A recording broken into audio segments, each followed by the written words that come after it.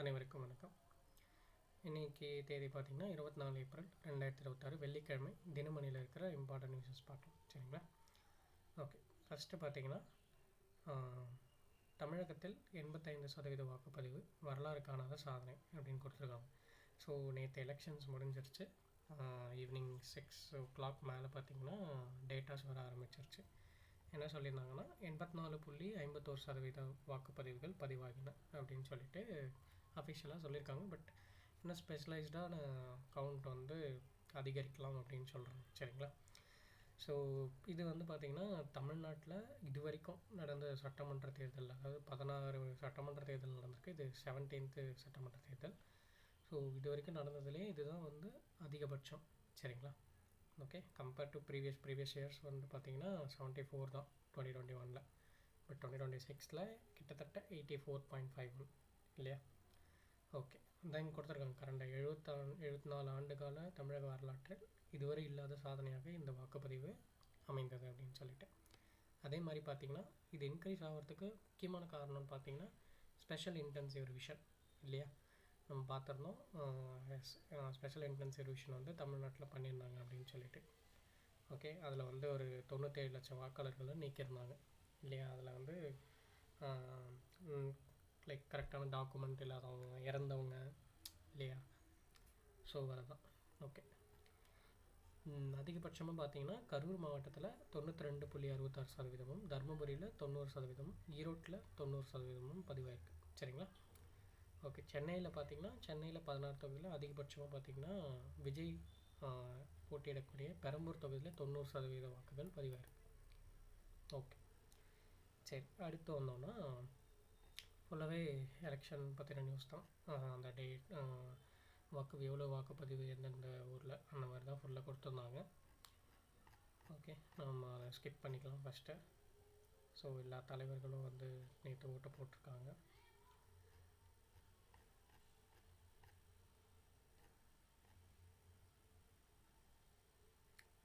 So இங்கே article பார்த்திங்கன்னா வந்து எஸ்ஐஆரை பற்றி தான் கொடுத்துருந்தாங்க. ஸோ அவசர தேவை இன்னொரு எஸ்ஐஆர். ஸோ இன்னமும் வந்து போலி வாக்காளர்கள் இருக்கலாம். அதையும் வந்து நம்ம நீக்கணும்னா நமக்கு கண்டிப்பாக வந்து எஸ்ஐஆர் தேவை அப்படின்னு சொல்லிட்டு, பேஸ்ட் ஆன் ரேஷன் கார்டு இல்லை சிலிண்டர் இல்லையா, அதை பேஸ் பண்ணி கூட நம்ம எஸ்ஐஆர் பண்ணலாம் அப்படின்னு சொல்லிட்டு ஒரு ஆர்டிக்கல். அவ்வளோ இம்பார்ட்டண்ட் இல்லை.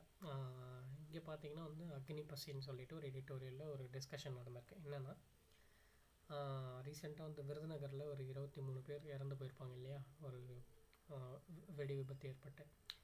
ஸோ இது வந்து தொடர்கதையாகிட்டே இருக்குன்றது தான் இங்கே கொடுத்துருக்காங்க. ஈவன் தோ இட்ஸ் எலெக்ஷன் டைம்ன்ற போது எந்த ஒரு கட்சியும் யாருமே வந்து என்னன்னே கண்டுக்கல இல்லையா? ஸோ இதுவே ஒரு ஆட்சியில் நடந்திருந்தால் ஒரு மிகப்பெரிய ஒரு ஒரு இஷ்யூவாக பார்க்கப்பட்டிருக்கோம். பட் 23 பேரோட மரணம்ன்றது வந்து உதறி தள்ளப்பட்டிருக்குன்றது தான் இதை வந்து காட்டுது இல்லையா? எந்த அரசியல் கட்சியும் வந்து யாருமே வந்து கூட நிற்கலை, மக்கள் கூட இல்லை. ஸோ இவங்க எப்படி வந்து ஆட்சிக்கு வந்தால் நிற்க போகிறாங்கன்ற மாதிரி தான் டிஸ்கஷன் போயிருக்கு. இது வந்து பார்த்திங்கன்னா இவங்க இந்த மாதிரி பட்டாசு ஆலையெல்லாம் வந்து சீர்திருத்தணும் அப்படின்னு சொல்லிட்டு ரொம்ப காலமாக சொல்லிகிட்டு இருக்காங்க. ஆல்ரெடி ரூல்ஸ் இருக்குது, பட் ரூல்ஸை ஃபாலோ பண்ண மாட்டாங்க. ஸோ ரூல்ஸை ஃபாலோ பண்ணாதவங்க மேலே ஸ்ட்ரிக்டான ஆக்ஷன் எடுக்கும்போது தான் வந்து ரூல்ஸை வந்து மற்ற பட்டாசு ஆலைகள் வந்து ஃபாலோ பண்ணுவாங்க இல்லையா? பட் ஆனால் எதுவுமே பண்ண மாட்டுறாங்க. இங்கே கொடுத்துருக்காங்க பார்த்திங்கன்னா வெடிமருந்து சட்டம் 2008 படி வெடிமருந்து கலக்கும் அறையில் 2 ஊழியர்களுக்கு மேல் இருக்கக்கூடாது அப்படின்னு சொல்லிட்டு கொடுத்துருக்காங்க. ஆனால் இப்போது இவங்க விபத்து நடந்த அறையில் பார்த்து கிட்டத்தட்ட ஒரு 7 பேருக்கு மேலே 7 பேர் 10 பேர்கிட்ட வேலை செஞ்சுட்டு சொல்கிறாங்க. நியூஸ்லலாம் கூட சொல்லியிருந்தாங்க இல்லையா? ஸோ இதுதான் கொடுத்துருக்காங்க. நீங்கள் ஜஸ்ட் ஒரு டைம் ரீட் பண்ணி பாருங்கள், உங்களுக்கு ஒரு ஐடியா கிடைக்கும். ஓகே, சரி.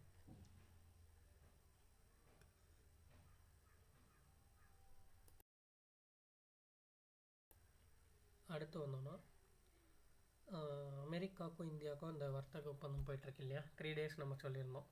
April 22 வரைக்கும் முடிஞ்சிருச்சு அப்படின்னு சொல்லிட்டு. பட் என்னென்னா இன்னும் வந்து அந்த அக்ரி ப்ராடக்ட்ஸ்க்கான டாக்ஸ் வந்து போயிட்டுருக்கு. ஸோ நம்ம எப்பவுமே ஒரு அக்ரிமெண்ட்டில் வந்து அக்ரி ப்ராடக்ட்ஸும் மில்க் ப்ராடக்ட்ஸும் நம்ம இன்க்ளூட் பண்ண மாட்டோம். Okay, diary ப்ராடக்ட்ஸும். பட் அவங்க வந்து அக்ரி ப்ராடக்ட்ஸில் சிலது வந்து நம்ம ட்ரேட் பண்ணிக்கலான்ற மாதிரி கேட்குறதா சொல்கிறாங்க. ஸோ இது என்னன்னு சொல்லிட்டு ஃபைனல் ஆனால் தான் நமக்கு தெரியும். சரியா? ஓகே, அடுத்து வந்தோம்னா ஸோ நேற்று பார்த்தீங்கன்னா ஒரு ஊரில் வந்து தேர்தலை வந்து புறக்கணிச்சிருக்காங்க. ஓகே, நாங்குநேரி சட்டப்பேரவை தொகுதிக்கு உட்பட்ட பெரும்பத்து கிராமம் அப்படின்னு சொல்லக்கூடிய அந்த கிராமத்தில் சட்டப்பேரவை தேர்தலை வந்து எல்லா மக்களும் வந்து புறக்கணிச்சிருக்காங்க. வெறும் 5 பேர் தான் வந்து ஓட் போட்டிருக்காங்க. ஓகே, ஏன்னு பார்த்தீங்கன்னா ரீசெண்டாக ஒரு இரட்டை கொலைகள் நடந்திருக்கும். ஸோ அதுக்கு கண்டனம் தெரிவிக்கிற விதமாக அங்கே வந்து மக்கள்லாம் சேர்ந்து ஒரு முடிவெடுத்து நாங்கள் வாக்களிக்க போகிறதில்லைன்னு சொல்லிட்டு சொல்லியிருந்தாங்க. சரியா? ஸோ அதை பார்க்குறோம். இங்கே கொடுத்துருக்காங்க பாருங்கள், எந்தெந்த வருஷம் எவ்வளோ வாக்காளர்கள் எவ்வளோ வாக்குப்பதிவு அப்படின்னு சொல்லிட்டு. சரி, அடுத்து வந்தோம்னா இந்திய வெளியுறவு கொள்கையில் ஆப்பிரிக்காவுக்கு அதிக முக்கியத்துவம் அப்படின்னு சொல்லிட்டு கொடுத்துருக்காங்க. So India Africa forum summit அப்படின்னு சொல்லக்கூடிய ஒரு சம்மிட் வந்து மே எண்டில் நடக்க போகுது. சரியா? அதுக்கான அந்த 4th ஃபோரம் சம்மிட்கான ஒரு கூட்டம், ஒரு இனிஷியல் ஸ்டேஜுக்கான கூட்டம் வந்து நடந்து அதில் அந்த லோகோ, வெப்சைட்டு, அந்த மியூசிக் அதெல்லாம் இன்ட்ரடியூஸ் பண்ணியிருக்காங்க. சரியா? ஸோ அதான் இங்கே கொடுத்துருக்காங்க. மே எண்டில் அது நடக்க போது, நம்ம அப்போ பார்க்கலாம் என்னன்னு சொல்லிட்டு. ஓகே, அடுத்து வரணும்னா பெரிய அளவு செய்திகள் இல்லை, உள்ளவை அரசியல் மற்ற செய்திகள் தான் இருந்துச்சு.